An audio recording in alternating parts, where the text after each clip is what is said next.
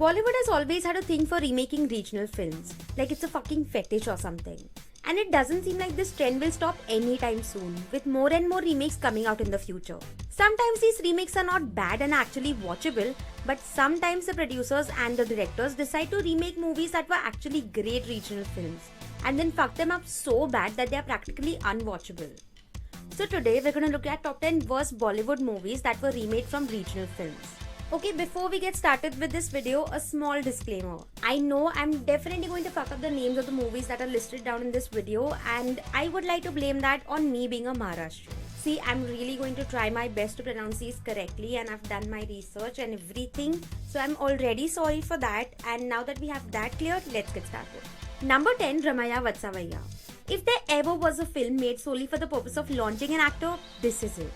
To start off, Ramayana Vatsavaya is the remake of Prabhudeva's directorial debut film, jiska name I know I'm going to fuck up, but here it goes.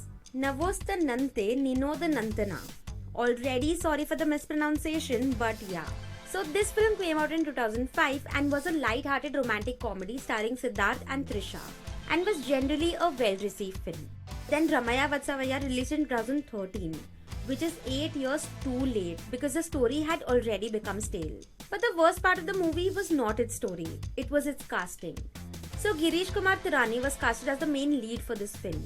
And for those of you who don't know who he is, he's the son of Kumar S. Tirani, who's the managing director of Tits Industry Limited. Yeah, fucking nepotism. Ikde pan. So Prabhudeva apparently trained Girish Kumar for 3 years for this role, and the whole movie was generally made to launch him. See, in the Telugu version of the film, Siddharth and Trisha carried the film with their acting. Here, Girish did it with his six-pack abs. As if that is somehow proportional to how good you can act. Anyways, the movie, as we all know, was a big hit except for that one song. And Girish Kumar since then has only worked in one other film, and thank God for that. Number 9, Kyuki. A lot of people actually like this movie, and we don't know why. So Kyuki is the remake of a 1986 Malayalam movie named Thalavattam, directed by Priyadarshan, which in itself was inspired by the Oscar-winning film One Flew Over the Cuckoo's Nest. And when you watch both of these films, you realize how fucking cheesy and Bollywood Kyuki really is. I mean, Salman throws his girlfriend into the swimming pool even after she says that she can't swim because he thinks she's pranking him. Nothing extra over-dramatic shit like this happens in the Malayalam version of this film, which really just makes it a more honest film. Also, there is a gap of 20 years in these films, so the story feels really out of place for 2005. Also, when you actually watch One Flew Over the Cuckoo's Nest, there's no love story at all, and then you see 2 love stories in Kyuki. Now you can understand, right, why we don't like Kyuki? Number 8, Policegiri. This is the first movie that was written by the not-so-greatest Farhad Samji. For reals though, he just translated the script from Tamil to Hindi and added his own bullshit to it. Policegiri that came out in 2014 was a remake of a Tamil film named Sami, which was one of the first movies that started the whole corrupt cop trend in the south back in 2003. And that is why it was well received. But when Policegiri was released in 2013, it felt like a mixture of Pandey, Rathod and Singham. And if that's going to be the case, everyone would much rather see Ranveer Singh in the leading role and not Sanjay Dutt, man. Also, Sami was made at a time where over-the-top masala action films were a new thing.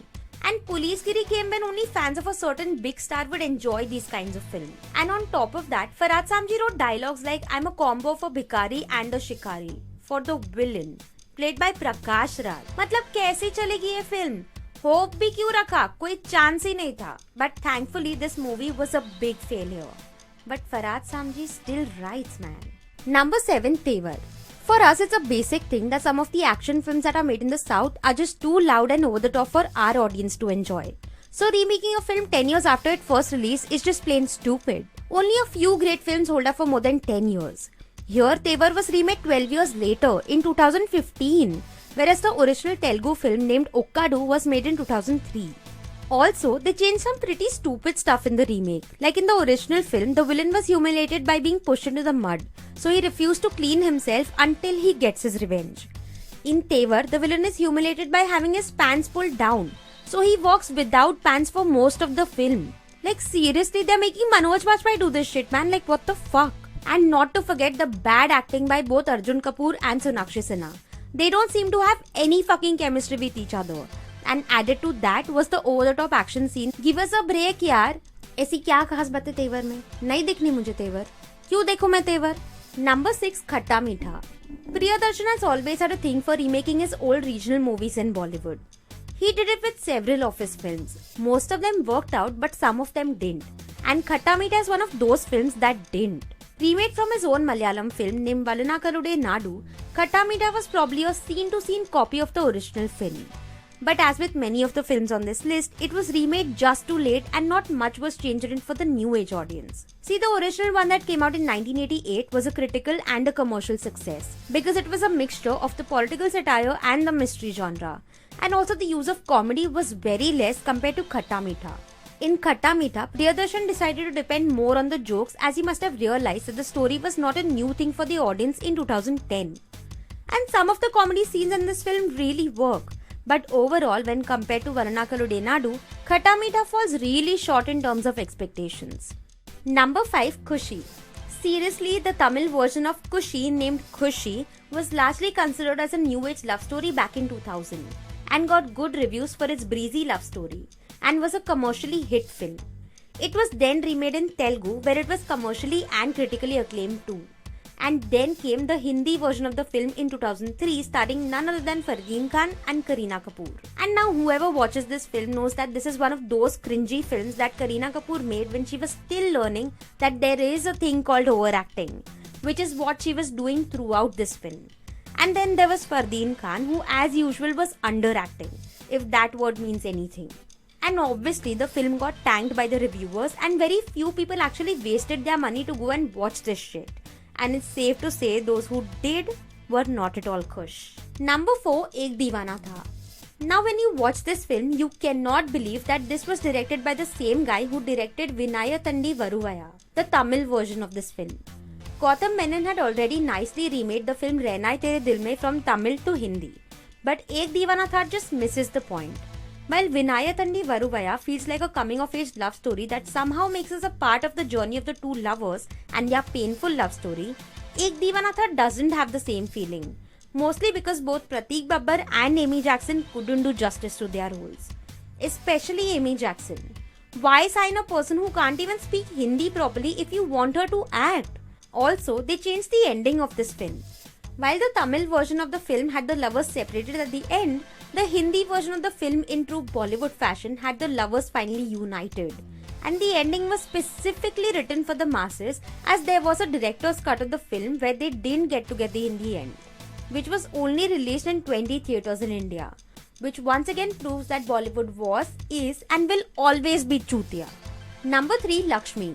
Now Lakshmi is easily the worst film on this list, but it's on third because its Tamil version Kanchana was not a great movie either.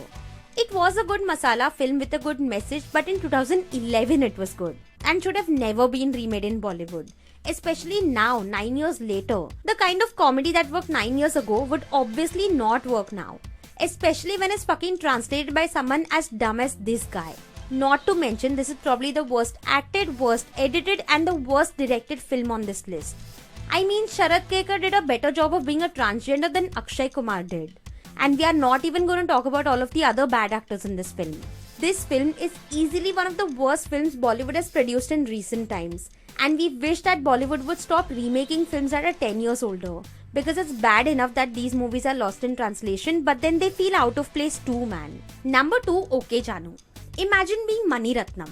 You make a film as good as O Kadal Kanmani, a movie about genuine modern day relationships and our interpretation of love. And then you have to watch that movie being remade in Bollywood in the worst way possible. Matlab, O Kadal Kanmani was more about love, while Okay Janu feels more about lust. Matlab, we have all seen Hamma Hamma where they are dancing in the most choreographed sexy way possible. And now we urge you to go and see the Tamil version of that song named Parandu Sellava, which is an original song by A.R. Rahman. And that song is literally a light love song where the couple is just vibing on the song instead of doing a fake choreographed dance. And that is the difference between the two films. While Okay Kanmani is a feeling, Okay Janu feels like forced fake crap. Not to mention Nitya Menon and Dilker Salman do a wonderful job in the original movie. Something that both Aditya Roy Kapoor and Shraddha Kapoor failed to do. Hence making us feel nothing for them or their relationship. And no wonder this movie failed both critically and commercially. Number 1, Bhaagi 2. Now Bhaagi 2 is not the worst movie on this list, but it's on top of this list because Bhaagi 2 is copied from the Telugu language film named Shanam, which was a proper edge of your seat mystery thriller. But somehow Bhaagi 2 fucking changed the whole genre of this film and made an action movie out of it. First of all, the hero in the Telugu version of the film was an investment banker in San Francisco. But in the Bollywood version of the film, the hero is now an Indian army soldier because investment banker is not exciting enough and also iske liye acting aani padti hai. And we all know a certain actor who cannot act with his face. He acts with his legs and kicking is his way of expression. So he had to be an action hero. And this is how you ruin a film completely. Shanam I highly regard as one of the finest thrillers in Telugu industry in the last 5 years and it got rave reviews from everyone. But Bhaagi 2 just decided to shit on it so fucking hard. Pura tatti kar diya by making a movie only and only about Tiger Shroff. Plus they also changed the gender of a very important character in the film which made the mystery very obvious. Now after fucking it up so hard, you can take Manoj Bajpayee and Randeep Hooda to save the film. But nothing will change it because gandagi to tumne kar hi di hai na, ab kya fayda? So guys, this was our video about the worst Bollywood movies remade from regional movies. Once again to remind you guys, I'm really sorry if I've mispronounced any of the names. I've not done it on purpose, I'm just genuinely not good at pronouncing South Indian names. So I'm really sorry about that. Also, do let us know in the comments below if we have missed some movies that were really good regional cinemas but we fucked it up. Let us know. Also, do let us know in the comments below what are the videos you want us to make next. Follow our social media handles to get to know us better, like and share this video and subscribe to Brainwash for more videos like these.